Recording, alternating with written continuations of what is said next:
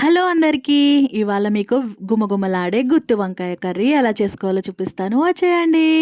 ముందుగా ఒక బౌల్‌లో వాటర్ పోసుకొని, ఆ వాటర్‌లో కొంచెం సాల్ట్ వేసుకొని, మంచి నల్ల వంకాయలని తీసుకొని, వాటిని 4 చీలికల కింద చేసుకొని, వాటిని ఏం చేయాలంటే ఉప్పు నీటిలో వేసుకోవాలి. ఇలా ముందుగానే ఉప్పు నీటిలో వేసుకొని 10 మినిట్స్ పెట్టుకుంటే, మనం ఎప్పుడైతే కర్రీ వండుతామో అప్పటి వరకు కూడా వంకాయలు బయట ఉంటే గనక నలుపొచ్చేస్తాయి. ఇలాగా వాటర్‌లో వేసి ఉంచడం వల్ల నలుపనేది రాకుండా ఉంటాయి. ఫ్రెష్‌గా ఉంటాయి. ఇప్పుడు ఈ కర్రీలోకి టమాటా, కొత్తిమీర, ఉల్లిపాయ, పచ్చిమిరపకాయలు తీసుకోవాలి. ముందుగా గ్యాస్ ఆన్ చేసుకొని దానిపైన కుక్కర్ పెట్టుకొని కొన్ని పల్లీలు వేరుశెనగ గుళ్ళు ఉంటాయి కదా! ఆ పల్లీలను ఏం చేసుకోవాలంటే రోస్ట్ చేసుకోవాలి.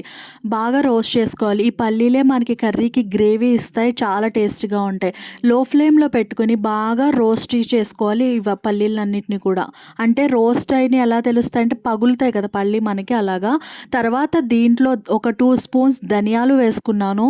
2 స్పూన్స్ ధనియాలు, అలాగే చెక్క, లవంగాలు, యాలికలు అంటే మసాలా దినుసులు ఏవైతే ఉంటాయో అవన్నీ దీంట్లో వేసుకొని ఒకసారి బాగా ఫ్రై చేసుకోవాలనమాట. లో ఫ్లేమ్‌లో పెట్టుకొని ఫ్రై చేసుకోవాలి. అలాగే ఇందుట్లో సెసమి కూడా వేసుకుంటారు. అంటే నువ్వులను కూడా వేసుకుంటారు. కానీ ఎవరైనా ప్రెగ్నెన్సీ ఐడియాస్‌లో ఉంటే గనక ఈ నువ్వుల్ని స్కిప్ చేసుకోండి. దాని బదులు జీడిపప్పు వేసుకోండి. నేను ఇక్కడ నువ్వుల్ని స్కిప్ చేస్తున్నాను. దాని బదులుగా జీడిపప్పు వేసుకుంటున్నాను. సేమ్ టేస్ట్ ఉంటుంది. కాకపోతే మారుతుందంతే. అన్నీ వేసుకొని బాగా ఫ్రై చేసుకున్న తర్వాత వీటిని ఏం చేయాలంటే మిక్సీ జార్‌లో తీసుకొని కొంచెం సేపు చల్లారనివ్వాలి. తర్వాత వీటన్నిటిని కూడా నేను ఏం చేస్తున్నానంటే మిక్సీ జార్‌లో తీసుకుంటున్నా. ఇవి రోస్ట్ అయినప్పుడు మంచి స్మెల్ వస్తాయి. ఆ ధనియాలు, ఆ గరం మసాలా అవన్నీ ఉన్నాయి కాబట్టి మంచి స్మెల్ వస్తాయి. వీటిని నేను మిక్సీ జార్‌లో తీసుకుంటున్నాను. ఫ్రై చేసుకున్న తర్వాత వాటిని మిక్సీ జార్‌లో తీసుకోవాలి. తర్వాత ఏం చేయాలంటే మళ్ళీ కుక్కర్ అలాగే పెట్టుకొని దాంట్లో ఒక 2 స్పూన్స్ ఆయిల్స్ వేసుకొని, మనం చీలికలుగా చేసుకున్నాం కదా ఆనియన్స్ వేసుకొని కొంచెం పచ్చి వాసన పోయేంత వరకు కూడా వాటిని ఫ్రై చేసుకోవాలి. ఈ ఆనియన్స్‌ని పచ్చిగా కూడా వేసుకోవచ్చు కానీ పచ్చి వాసన వస్తది మసాలా. దానికోసం నేను ఏం చేస్తున్నానంటే లైట్‌గా అంటే పచ్చి వాసన పోయేంత వరకు కూడా ఆనియన్స్‌ని అలా ఫ్రై చేసుకోవాలి. ఫ్రై చేసుకొని వాటిని తీసుకెళ్ళి సేమ్ అదే మిక్సీ జార్‌లో వేసుకోవాలి. వేసుకొని చల్లారనివ్వాలి. ఇప్పుడు మిక్సీ జార్‌లో ఈ ఉల్లిపాయలన్నిటిని కూడా వేసేసుకోవాలి. ఇప్పుడు అదే ప్యాన్‌లో కొంచెం ఆయిల్ వేసుకొని, ఇప్పుడు వంకాయలు ఏదైతే వాటర్‌లో పెట్టాం కదా! ఆ వంకాయలని తీసి ఇప్పుడు ఇందుట్లో వేసుకొని ఫ్రై చేసుకోవాలి. ముందుగా ఇలా వంకాయల్ని ఫ్రై చేసుకోవడం వల్ల మనకి కూర వండినప్పుడు పచ్చిదనం ఉండకుండా బావుంటుందనమాట వంకాయ అనేది.